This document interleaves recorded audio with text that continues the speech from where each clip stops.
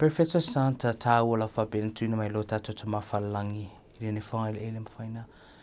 So sone te tātou aemaise lava tātou ainga.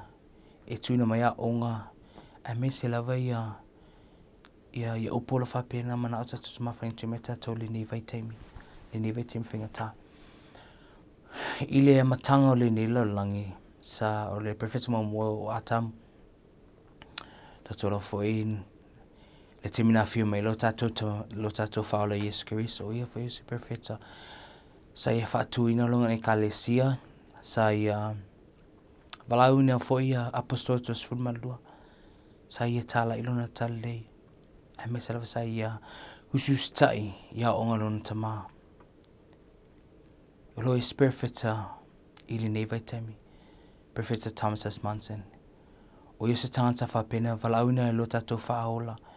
Ma whanita ta ia le kalesia Yesu Keriso. I luna lenei whangai le Perofeta foi o se tangata. Santa va ai. O santa ma whaina tuina mai a onga fsaswane lo tātou ainga. Aemaise lava ia te mi pupo ngā. Te mi ero whapena. Na tuina mai lo tātou tumana Perofeta I ma whaina fsaswane te lata. Ia te tātou. O isi Perofeta o lo o tono le tusipa ia. Pe o Mose. O Apalaamo. O Isaia. Perofeta ia tangata ia whapena na wala lo tātou tumawhalangi.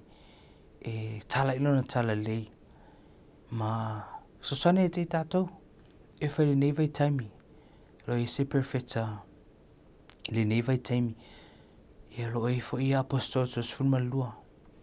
O tōnanga te marumau atu a tātou whaalonga I Perofeta. La ma whaina na pupuia me tātou I whaoso songa whili. A tātou whaalonga whai Perofeta.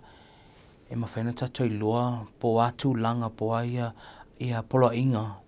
Aemaise lava po inga mai lo tātou te mawhalani. E ma whaina pupuia tātou I maupe tātou fia. Ma le while mule ni lalangi. O te rana ni lalangi se lalangi whingata. Ni o langa se o langa whingata. A tātou whaitautusun pa ia. Ma whaalonga I upa Perofeta. La moa tātou li tai I pupuia te tātou mai whaaso songa. A le while ni lalangi.